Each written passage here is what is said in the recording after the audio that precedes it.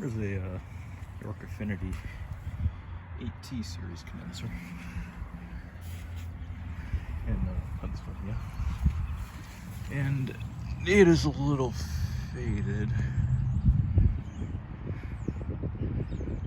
Don't know how you can read that, but yeah, it's a 510.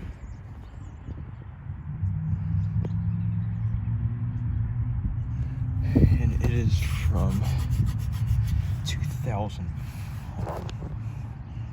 Zoom out. It is from, oh yeah, it's a 5-ton from 2004.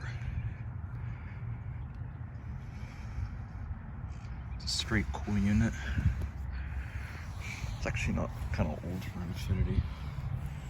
I don't think I've seen one this old.